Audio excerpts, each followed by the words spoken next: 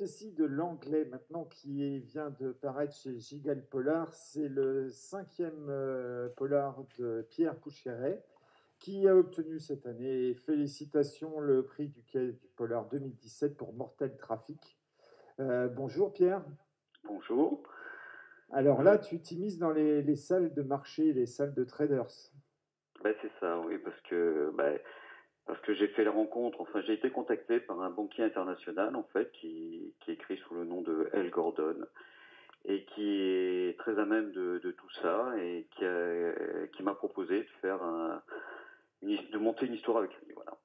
Alors là, tu as deux personnages principaux au départ. Il y a un petit jeune qui s'appelle Reda Soulami, qui est pas très important. C'est un comptable surtout, qui travaille dans ce qu'on appelle le back-office, mais qui a un œil pas possible et il remarque des mouvements bizarres via une banque islamique. Ça lui met la puce à l'oreille et il s'en ouvre à son patron, Ludovic Destre, qui est un trader qui brasse des millions et des millions d'euros et qui fait partie de la grande bourgeoisie de Versailles. Et tous les deux se disent qu'il y a peut-être du fric à faire là-dessus.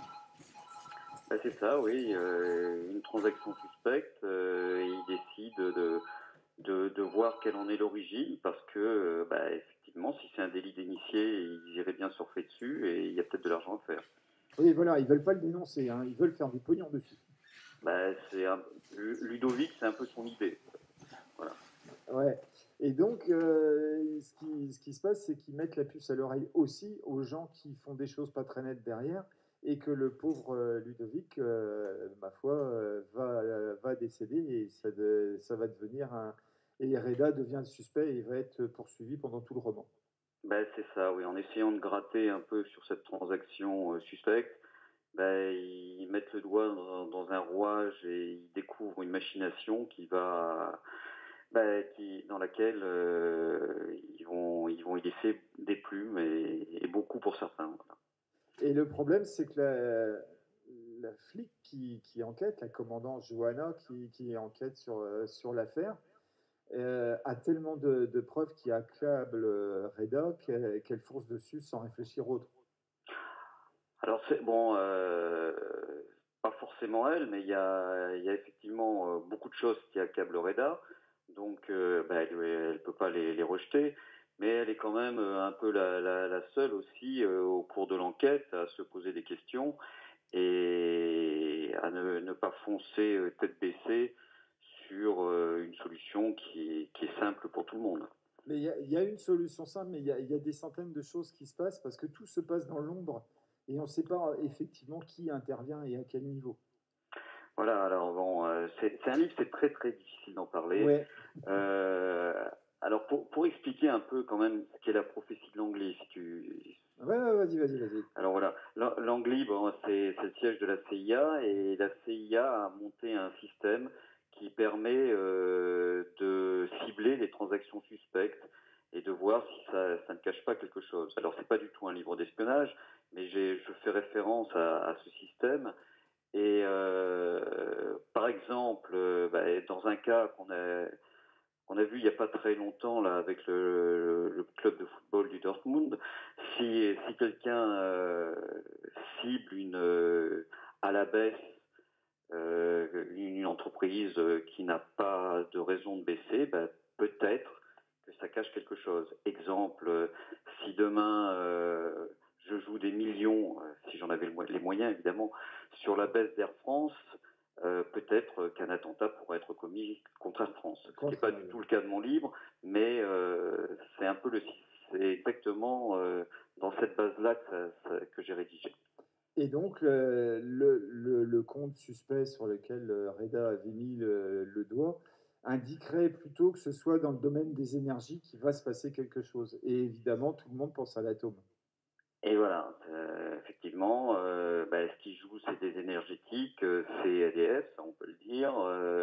Et effectivement, qu'est-ce qu'on pense? On pense que c'est peut-être du nucléaire qui est visé, Et, avec tout ce qu'on peut imaginer derrière. Et donc, ça m'a permis dans ce livre de montrer comment réagirait l'État, de montrer la dangerosité du nucléaire aussi, tout simplement. Voilà.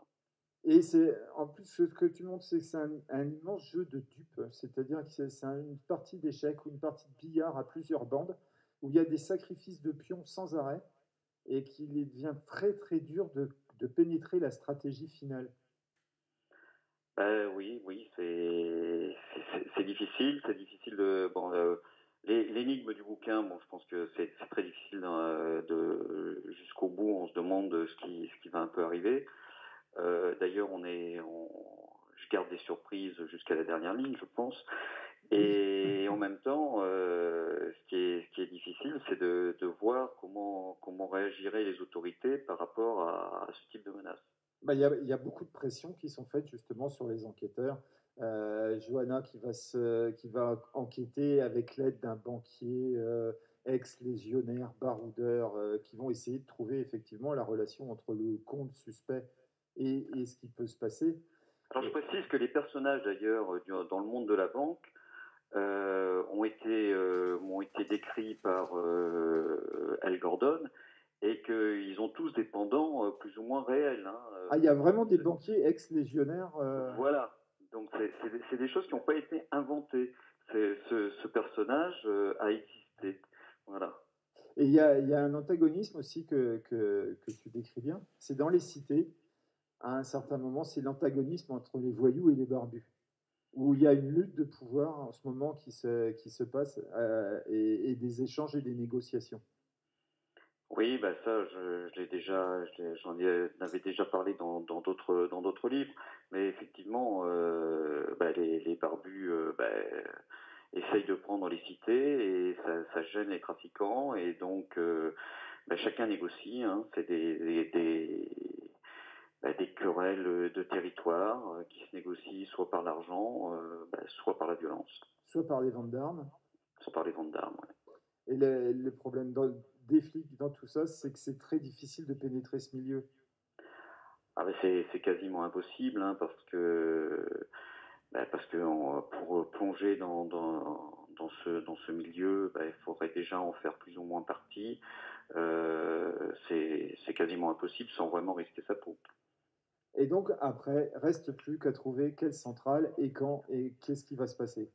Voilà, ce qui est pas si évident que ça. Surtout avec les pressions que font porter les pouvoirs publics sur les enquêteurs, où ils veulent des noms immédiatement, des objectifs et là où il faut intervenir. Et surtout, ils veulent pas mettre le feu aux poudres au niveau de la société, des médias, des populations, donc des entreprises. Donc il y a effectivement derrière des enjeux et des intérêts qui sont énormes. Donc, qu'est-ce qui est le message final de la prophétie de l'anglais? C'est que tout est possible tout le temps. Oui, alors bon, oui, oui, c'est un bon message parce que moi je tiens pas du tout à faire passer un message politique ou Non, non. économique ou voilà. Non, non, oui, tout est possible. Mais mon message c'est toujours, je pense dans tous mes livres, c'est l'humain qui prime et toutes les réponses c'est nous qui les avons et on a aussi face à ces enjeux, notre mot à dire et on a tous une part d'humanité en nous et il faudrait la faire ressortir des fois un peu plus. Oui, et que c'est très dangereux d'entretenir un parc de centrales nucléaires qui peut sauter ou être attaqué. Ça, il serait grand temps qu'on se pose la question là-dessus.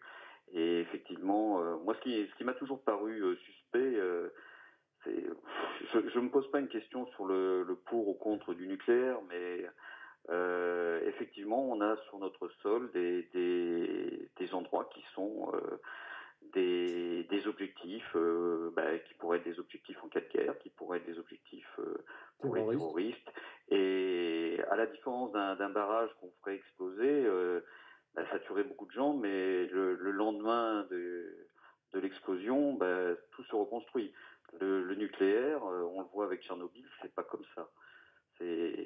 En cas de problème, c'est des années et des années où on sera dans des territoires pollués et inhabitables.